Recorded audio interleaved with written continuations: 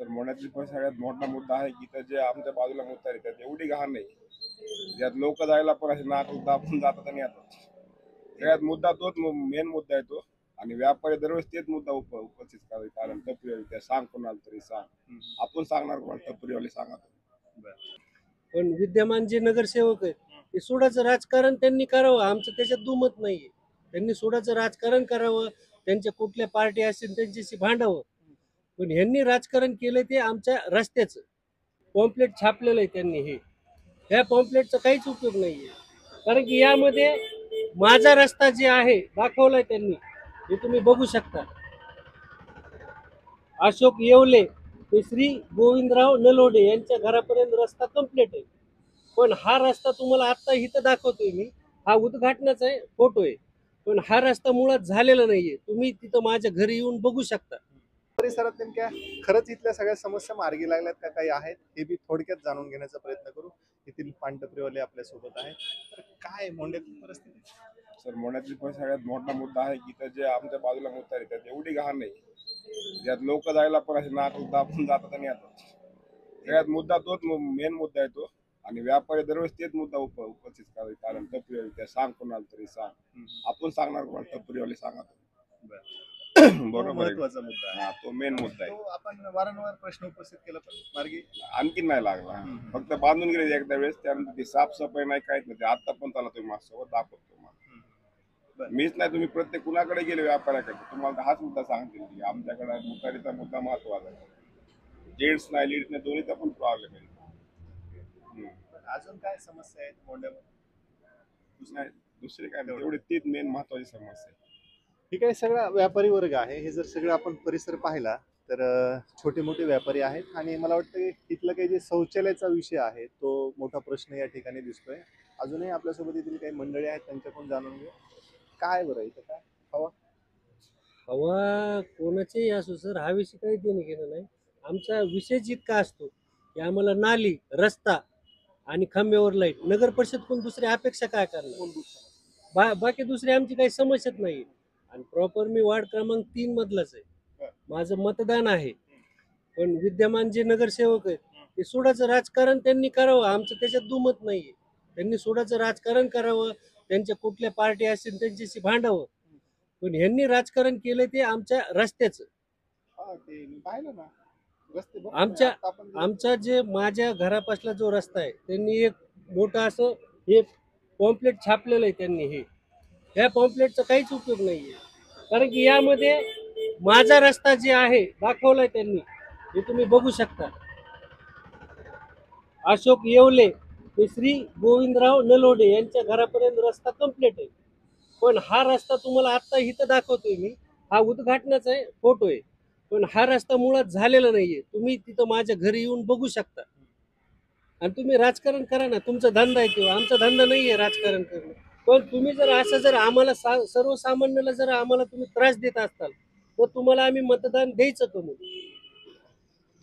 मतदान तुम्हाला मागण्याचं जे अधिकार आहे, जे आता तुमचं समजा हे धंदा आहे तुमचा, आता तुमचं सीझन आहे म्हणता तुम्ही.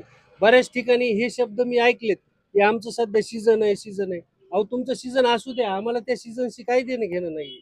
पण माझा रस्ता झालेला नाहीये. तुमचाच प्रॉब्लेम आहे इतर ठिकाणी. आता ह्याच्यामध्ये जर मी माझं दाखवतोय तर बरेचसे लोक ह्याच्यात आहेत ना की त्यांना माहिती ह्याच्यात रस्ता झालेला आहे की नाहीये, पण ते समोर येत नाहीत. ते भेट असतील किंवा काही असेल ती त्यांचा प्रश्न राहिला.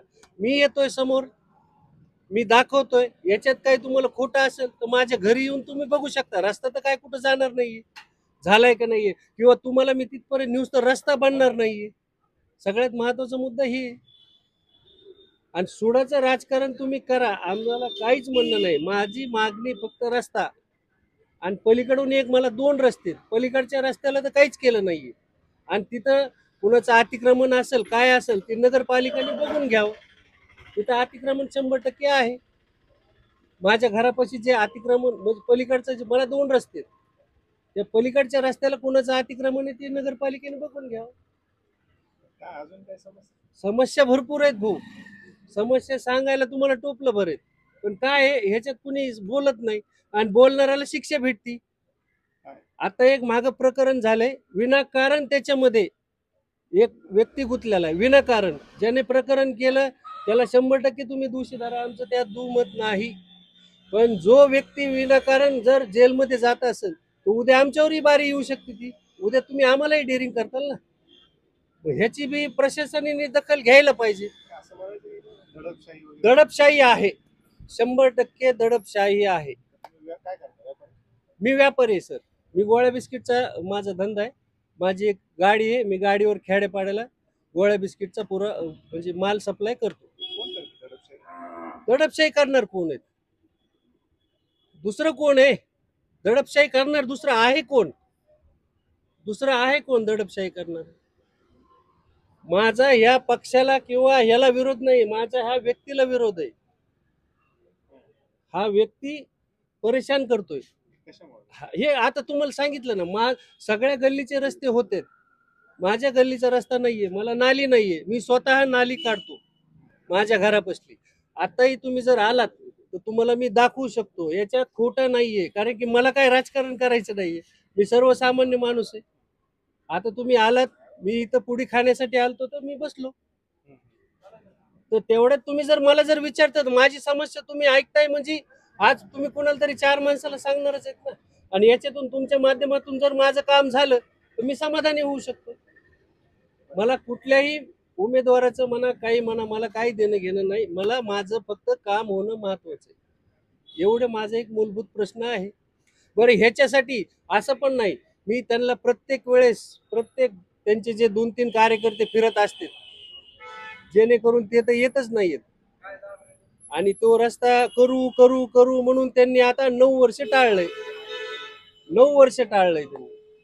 मग आता विचार करावा शासनाने ह्याच्यावर. मतदान तर करणार ना, तो आमचा अधिकार आहे. योग्य उमेदवार बघून आम्ही मतदान करणार. हा, ते 100% करणार. हवा सांगा ना. हवा तर बघा, हवा तशी नाही सांगता येणार, पण येते तुम्हाला 3 तारखेला कळून जाईल कोण निवडून येतंय. हवा तर हवा कुणाची असू दे, पण निवडून येणारा उमेदवार तुमच्या समोर राहील 3 तारखेला. तर आपण पाहतोय की काय छोट्या मोठ्या समस्या असतात. मला वाटतं त्यांच्या जो काही बुकलेट छापलेलं आहे त्याच्यामध्ये त्यांच्या रस्त्याच्या समस्या आहेत आणि त्यामुळे त्यांची भावना तीव्र आपल्याला पाहायला मिळत आहे. तर येणाऱ्या निकालानंतर कळेल आपल्याला की या ठिकाणी विजय कोण होतात. कॅमेरामॅन रवींद्र गंभीरसोबत मी जालेंद्र.